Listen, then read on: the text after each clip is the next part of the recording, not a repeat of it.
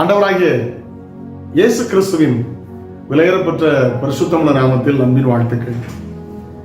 மற்றவர்களுக்கு பிரயோஜனமா ஆசீர்வாதமா மாறுற நல்ல நாட்களா மாறும். ஆமென். ஒரு சாட்சி சொல்ல போகிறேன். ஐயா ஜார்ஜ் முல்லர் ஜெர்மன்ல பிறந்து இங்கிலாந்துக்கு வந்தவர்.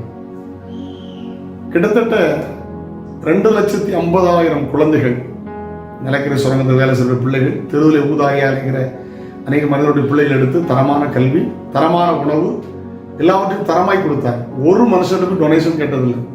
அவர் தேவையெல்லாம் கர்த்தர் சந்தித்தார். ஹல்லேலூயா.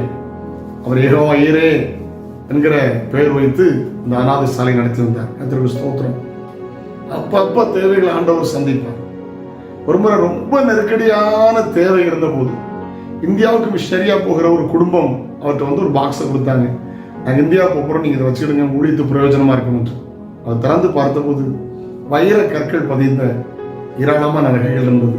கண்ணீரோடு ஆச்சரியமாய் சந்தோஷமாய் பெற்றுக்கொண்டார். அதில் ஒரு வைர மோதிரத்தை எடுத்து அந்த கண்ணாடியில் எழுதினாராம், யாவே ஈரே என்று எபிரேய எழுத்துக்களில் எழுதி வைத்தாராம். யெகோவா ஈரே என்கிற வார்த்தையை எழுதினாராம்.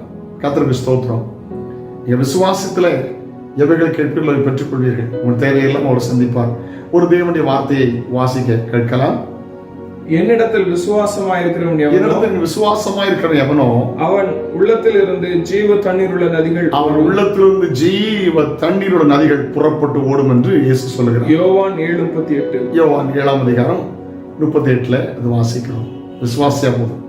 ஒரு பெரிய விசுவாச வீரர் ஐயா ஜார்ஜ் முல்லர் பாருங்க. ஹல்லேலூயா.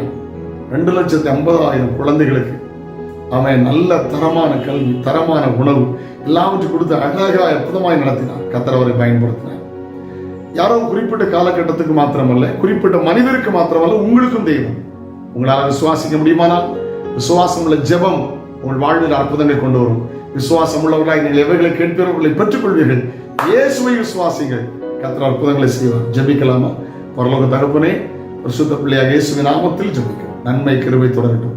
விசுவாசத்தை வர்த்திக்கப்படும். விசுவாசத்தின் மூலம் பெற்றுக்கொள்ள கிருபை தாரும். இயேசுவின் நாமத்தில் ஜெபங்கள் பிதாவே. ஆமென்.